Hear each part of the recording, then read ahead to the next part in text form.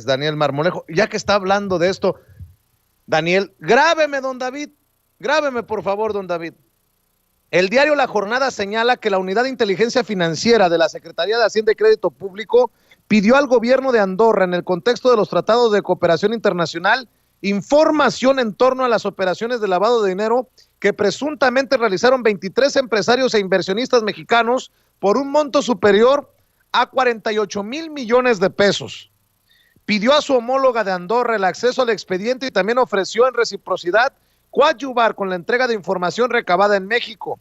La solicitud de información se realizó a través de canales y mecanismos confiables, como la página web segura del grupo Egmont y otros canales reservados al uso de personal autorizado. La justicia de Andorra decidió, en el contexto de una operación contra el lavado de dinero y de una investigación de carácter internacional contra el fraude financiero, confiscar hasta 2,000 millones de euros, más de 48 mil millones de pesos que presuntamente pertenecen a 23 empresarios o inversionistas mexicanos. El dinero incautado estaba depositado en cuentas bancarias que asimismo formaban parte de los fondos del Banco Privado de Andorra, una entidad financiera intervenida desde el 2015 por la presunta ilegalidad de sus operaciones.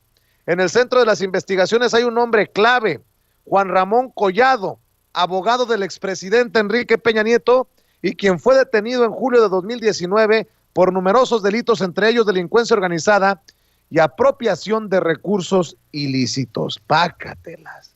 Y de esto ya informó López Dóriga, Loret, de Mauleón, Pascal Beltrán del Río y toda esta fauna de personajes. O esto no es importante. Lo importante es estar haciendo conjeturas, suposiciones de las intenciones del gobierno y de Morena para cancelar o posponer las elecciones de junio de este año. Digo, yo soy muy mal pensado y ahí lo dejo de tarea. Y déjeme en estos momentos también enlazarme vía telefónica. Me enlazo vía telefónica con otro buen amigo, a quien me da mucho gusto saludar. Es Abraham Mendieta, analista político y, bueno, pues, hombre de la casa. Mi querido Abraham, ¿cómo estás? Te mando un abrazo. Querido Vicente, ¿cómo te extrañé, cabrón? Yo también a ustedes, mi querido Abraham. Ya era hora que nos volviéramos a encontrar. Sí, aquí nos está escuchando también Andrea, que te manda un abrazo fuerte como te lo mando yo. Igual, mi querido Abraham, por favor, hazlo extensivo mi reconocimiento a Andrea Chávez, que veo que anda muy ocupada con su campaña por una diputación, un escaño en la Cámara de Diputados por Ciudad Juárez, allá en Chihuahua. Oye, mi querido Abraham, a ver, dame tu opinión. ¿Cómo ves? Andorra sigue siendo el paraíso para muchos, pero ya les cayó el chahuistle. Y Juan Collado, el que fuera abogado del expresidente Enrique Peña Nieto, es clave para que se confisquen 48 mil millones de pesos a mexicanos por allá en Andorra. Dame tu opinión porque esto está gordo. Vamos por parte. Andorra es un lugar un poquito curioso de la geografía europea. Fue durante mucho tiempo tesoro internacional, donde una gran parte de delincuentes de todo tipo, principalmente delincuentes económicos, guardaban sus grandes fortunas debido al secreto bancario que Andorra tenía. Entendiendo la gravedad del asunto que durante décadas cobijó Andorra, redes de narcotráfico, redes de trata de personas, delincuencia financiera que evadía miles de millones de euros en impuestos, que incluso arruinaba estados completos, Europa hace ya unos cuantos años dio paso adelante contra el secreto financiero, no solo con Andorra, con Suiza y con otros paraísos fiscales que normalmente servían para este tipo de causas. Mientras Europa avanzó en el tema de tumbar el secreto bancario, que solo servía para cobijar a la delincuencia, determinados países del mundo, determinadas regiones del mundo no dieron los pasos adelante que necesitaban para acabar con esto. No es un problema real en este momento la evasión fuerte de capitales europeos dentro de Andorra, precisamente porque ya las nuevas normas de la Unión Europea pusieron un poco de límite a esta cuestión. Y sí es relativamente común que millonarios españoles vivan 6 meses al año en Andorra para no tener que pagar impuestos. Sin embargo, sí tienen que vivir 6 meses al mes en Andorra. O sea, sí tienen que cumplir la ley. Una ley tramposa que está pensada para la evasión fiscal, que hace que la sanidad pública, la educación pública no tengan suficientes recursos para operar, pero por lo menos Europa consiguió que una gran parte de sus grandes capitales cumplieran la ley, y que si estos sinvergüenzas querían tener su dinero en Andorra para no pagar impuestos, tuvieran que vivir 6 meses al año ahí realmente. O sea, no solo tuvieran que tener su residencia en papel, sino se tuvieran que mudar a sus mansiones de Andorra. Se convirtieron prácticamente en andorranos de facto. El problema con aquellos capitales y con aquellos personajes que no pertenecían a la Unión Europea es que no se avanzó lo suficiente en la lucha contra el secreto bancario. Recordemos, el secreto bancario solo sirve para que dinero procedente del narcotráfico, procedente de la trata de personas, procedente del delito económico, pueda tener un lugar tranquilo en el que estar, en el que operar, en el que no tener que dar cuenta a los estados a los que pertenece. Y en América Latina, por desgracia, no se avanzó lo suficiente en los tratados de secreto bancario con Andorra para que deje de servir como un refugio a todo ese dinero que procede de una manera u otra de la delincuencia, de la corrupción o de cualquier otra actividad ilícita que genere grandes cantidades de capital. Nadie, absolutamente nadie, que quiera pagar un poquito menos de impuestos se lleva su dinero a Andorra. Cuando estamos hablando de alguien que se lleva su dinero a Andorra, estamos hablando de verdaderos delincuentes económicos que tienen algo que ocultar. Por eso el secreto bancario. El dinero de la corrupción en América Latina siempre ha ido a parar a paraísos fiscales. Estos paraísos fiscales normalmente han sido islas, normalmente han sido países alejados de cualquier tributo financiero internacional, como podría ser Panamá. Sin embargo, Andorra tiene la particularidad de que se reconcilió con la comunidad internacional. Andorra se supone que ya no es un peligro porque renunció al secreto bancario. Sin embargo, países como México todavía no habían desarrollado las fuertes cooperaciones internacionales que permitan saber de quién es ese dinero y, sobre todo, lo más importante, de dónde viene ese dinero manchado de sangre, de corrupción y de impunidad. Dicen los neoliberales, los puros, los ideológicos, el dinero no tiene color. Y con eso intentan justificar que no existe dinero negro, que todo dinero es igualmente válido. Algo que es una falacia social. Abraham, dime. Se me queman las habas por conocer la lista de personajes mexicanos que tenían tanto dinero en Andorra. No saldrán por ahí personas. Ay, por cierto, no fue en Andorra donde tenía, y se le olvidó decirnos, el gobernador del Estado de México, el primo de Peña Nieto, Alfredo del Mazo, una lanita guardada por allá en Andorra. Claro, totalmente. Y además estoy seguro de que si investigan los movimientos de esa lanita, que no es tan fácil, porque reitero que los secretos bancarios son una chinga laberíntica. Si investigan la procedencia de esa lana, se van a dar cuenta que aunque el depósito fuera de 2014 o de 2015, es lana que lleva en movimiento desde las Feroe, desde Panamá, desde tal, al menos desde inicios de los 2000. Estamos hablando de lana que está fuera del sistema económico real, que lo único que está haciendo es ocultarse como cucaracha.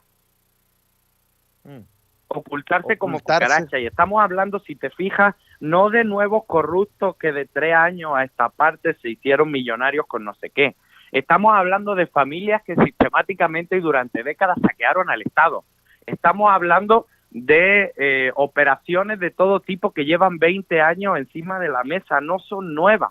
No es algo que ocurrió hace 3 años y lo estamos descubriendo ahora.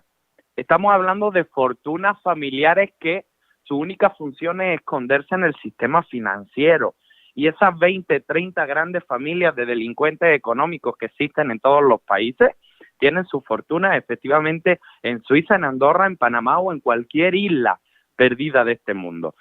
Seguir los pasos de ese dinero es seguir los pasos de la corrupción y de la delincuencia organizada a nivel internacional. Vicente, es fundamental eso. Pero un último apunte, también es fundamental que no se nos caigan las investigaciones. Claro, porque con todo respeto, si conseguimos encontrar ese dinero, conseguimos que ese dinero se congele, conseguimos que Andorra lo tenga parado y luego se nos cae la investigación. Estoy de acuerdo contigo, eso ya nos ha mi pasado querido mucho. Abraham. Totalmente. A mí sí me preocupa, Vicente, que se caigan las investigaciones con el tema del lavado de dinero, porque yo no dudo de la buena voluntad de la Fiscalía, yo no dudo de la buena voluntad de la Unidad de Inteligencia Financiera. Sin embargo, estamos hablando de complejos económicos que llevan 20 años escondiéndose. Estamos hablando de despachos de abogados especializados en esto, en saquear estados. Y creo verdaderamente que tiene que ser una prioridad del Estado mexicano seguir el cauce de esos capitales, porque lo que está detrás de la delincuencia organizada es dinero con sangre. Así es, mi querido Abraham. Oye, Abraham, para aquellos que dicen que esto de la Cuarta Transformación es una vacilada, que siguen diciendo que estábamos mejor con Peña Nieto o con Calderón, para que vean que no es lo mismo ni es igual. Estoy leyendo que una minera canadiense evadió pagar a los mexicanos por la plata que se está llevando, y el SAT de la Cuarta Transformación va por ella, de acuerdo a la agencia de noticias Reuters. El gobierno de México buscará obtener más de 500 millones, no de pesos, de dólares, de la minera canadiense First Majestic Silver Corp por los adeudos de los impuestos derivados de mantener artificialmente bajos los precios de la plata durante la última década, de acuerdo con fuentes consultadas por la agencia Reuters. La empresa debe, de acuerdo con auditorías citadas por Reuters, cerca de 11,000 millones de pesos, es decir, 534 millones de dólares. ¿Quién será amigo los dueños de esta empresa? ¿De Peña Nieto, de Calderón, o de todos los presuntos culpables? Lo primero que hay siempre que ver ahí, y en esto estoy seguro de que todos podemos colaborar, lo primero que tenemos que ver ahí es de cuándo inician los contratos de esa empresa o de esos socios accionistas con esa empresa para con el Estado mexicano. Y entonces podremos saber si son amigos de Enrique Peña Nieto, de Calderón o de quién. Y lo más importante, ¿por qué entraron? ¿Qué campaña electoral financiaron? ¿Qué favor hicieron a los garantes del poder político en México? Querido Vicente, son temas fundamentales. Nomás tenemos que hacer el esfuerzo de ir a la raíz de la procedencia ilícita. Permíteme poner un último ejemplo. Si nosotros como Estado mexicano, y lo digo porque de corazón así me siento como mexicano, logramos arreglar el problema con esta empresa, no es suficiente. Necesitamos inhabilitarla para que nunca más vuelva a hacer eso. Necesitamos multarla para que eso tenga consecuencias. Necesitamos que la ley se aplique de una manera ejemplar, porque estamos hablando de que mientras esas empresas canadienses destrozaban las comunidades en las que operaban, porque que entrase una minera a un territorio era también que entrase la delincuencia organizada, era también que se rompiera el tejido social, era que cambiara la comunidad por completo y no dejaban ningún beneficio dentro. Estamos viendo que declaraban precios menores para pagar mucho menos. ¿Cómo vamos a arreglar eso? Obligándole a pagar lo que debían. No solo, hay que inhabilitarlo, hay que sacar a esas empresas del país, hay que concesionar o no la mina ya en otras condiciones. De verdad que tenemos una oportunidad de oro, querido Vicente, de hacer que el sistema, que el lugar que México tiene en el sistema financiero internacional sea un lugar de respeto, sea un lugar de soberanía y sea por fin un lugar de desarrollo. Si una minera va a una comunidad, tiene que ser para que esa comunidad también pueda florecer, no solo para arruinarla, saquearla y romper el tejido social. Oye, querido Abraham, y hablando de estos temas de los que anhelan, sienten nostalgia por sus privilegios, ¿cómo ves los cada vez más, estoy buscando una forma de decirlo, y grábeme, don David, por favor, los cada vez más ojetes los más gachos golpes bajos al presidente Andrés Manuel López Obrador, quien sigue resguardado, contagiado por COVID-19. Estaba leyendo hace rato aquí en Sin Censura a Manuel Cloutier, hoy le contestó Beatriz Gutiérrez Müller, pero ¿qué tienen en el cerebro estos personajes que no respetan, pues ya no respetan, no se respetan ni a ellos mismos? Totalmente de acuerdo, querido Vicente, y además yo vi que por redes sociales saltaban algunos compañeros con la contradicción, ¿no? Mientras hace 4 días nos decían que todo era una farsa, hace 2 días nos decían que sí, que estaba muy grave muriéndose el presidente, o sea, que se aclaren, es mentira que tiene COVID, no tiene nada, está muy grave muriéndose, o sea, sí nos estamos enfrentando verdaderamente a un despliegue de argumentos sin fundamento, a una derecha que está muy nerviosa. Yo recordaba el otro día una anécdota que he recordado varias veces en el tema de los sopilotes que llegan a ser, cuando Evita Perón en Argentina enferma de cáncer, la derecha argentina antiperonista sale a las calles y llena todas las bardas de la ciudad con una pintada que decía "Viva el cáncer", así de miserable en la derecha en todas partes. Y ese proceso, esas pintadas argentinas de "Viva el cáncer" que se veían en Buenos Aires cuando Evita enfermó, es lo mismo que hemos visto en la derecha estos días en Twitter. Una oda a la muerte, a la enfermedad, al odio, y yo creo que eso refleja su rabia y su incapacidad de organizarse políticamente. Y para concluir la idea, a mí me sorprende mucho que esa es la gente que cuando hablamos del aborto y de otros temas dicen que son pro vida. ¿Pero pro vida qué? Pues, si están celebrando la enfermedad, están haciendo una oda a la muerte, están viviendo del odio y articulando el odio, ¿no? Esa es la derecha, Vicente, a la que nos enfrentamos en todas partes del mundo. Por eso me gusta tanto cuando hablas con Marmolejo, porque Marmolejo tiene una visión integral de la humanidad. Eso me parece lo más bello de su pensamiento, de su construcción.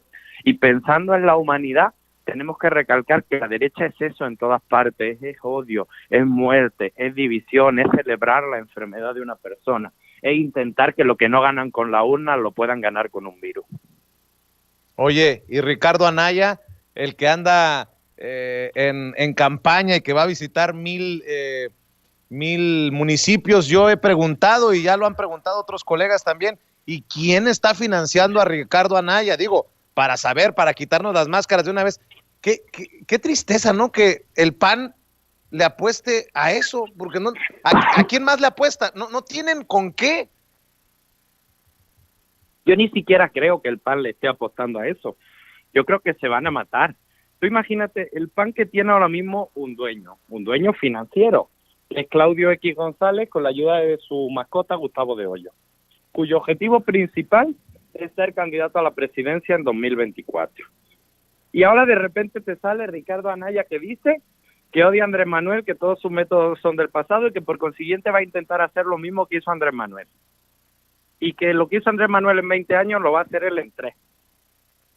Yo creo que se van a matar por la candidatura a la presidencia de la oposición. La van a perder igualmente. No me cabe duda que a la Cuarta Transformación le quedan todavía unos cuantos sexenios más. Sin embargo, yo creo que todo esto lo que demuestra es que la derecha está apostándole a todos los disparos de vamos a hacernos populares, vamos a hacernos populares. Vamos a hacernos empresariales, vamos a hacernos empresariales. Y siguen vacíos, sin ningún plan, sin ninguna agenda, con mucha financiación, por supuesto, tienen este tipo de empresarios y a otros muchos más, y si no tienen la lana que se robaron de Odebrecht y ahí la siguen guardando. Pero no me preocupa, querido Vicente, creo que da muestras de su agotamiento y de su incapacidad para construir algo amable, para construir algo que conecte con las necesidades de la gente. A mí me da gusto que Ricardo Anaya por fin conozca las necesidades que hay en los pueblos de México. Lo que me preocupa es que hubiera querido ser presidente sin conocerlas. Definitivamente. Y digo, para los tuiteros, para los facebookeros, es una delicia los memes sobre Ricardo Anaya y sus pasos por el México de abajo que no conoce, por eso dice que va a visitar. Es una maravilla verlo intentando comerse ese taco en Hidalgo, es una maravilla. Oye, Abraham, ¿por qué no cerramos con esto? Sé que estás al pendiente de las campañas, en el caso de Andrea Chávez, por obvias razones, que busca ser diputada y yo le aplaudo y le reconozco que la nueva camada, la nueva sangre, la sangre fresca, pues busque posicionarse y tener voz y voto en los procesos de esta transformación.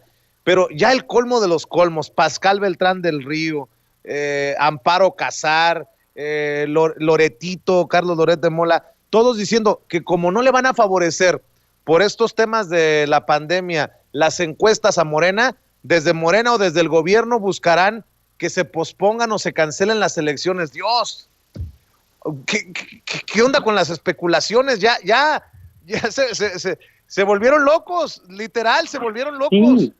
Sí, deja tú las especulaciones, la esquizofrenia. Dicen que no le va a favorecer la encuesta en las elecciones a Morena por la pandemia.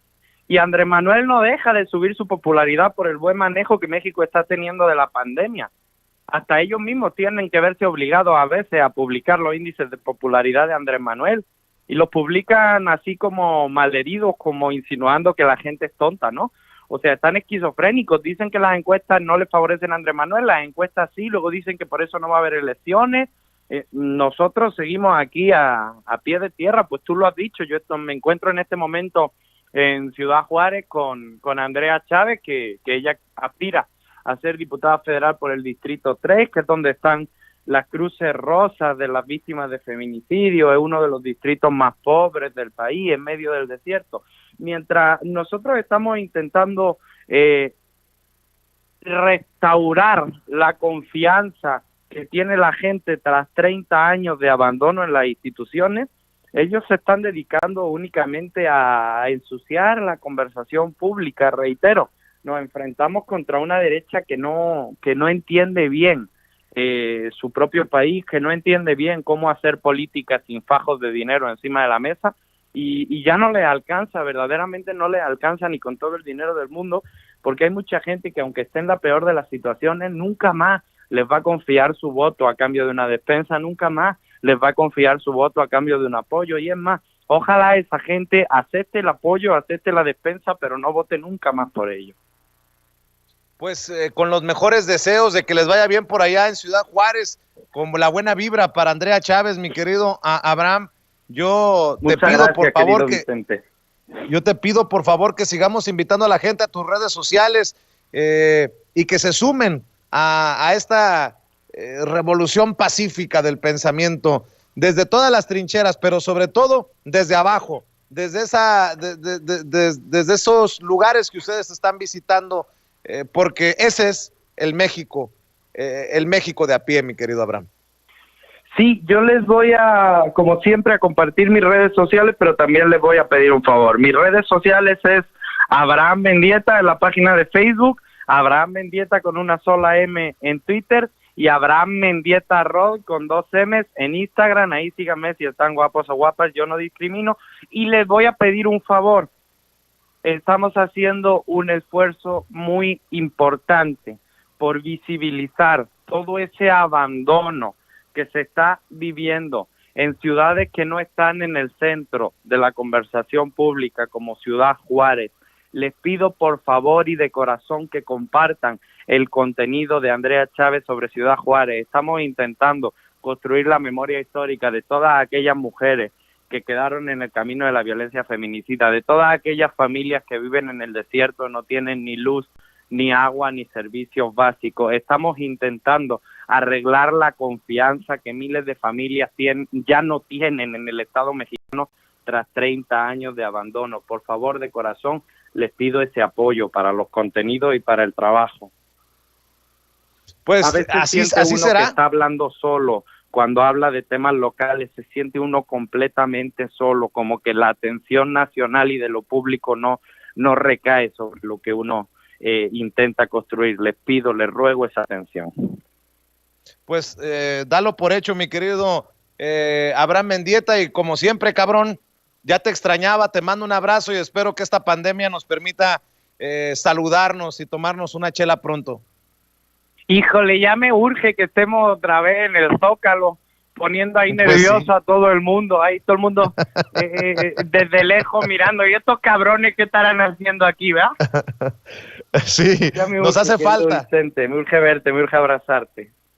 Un abrazo. Cuídate mucho.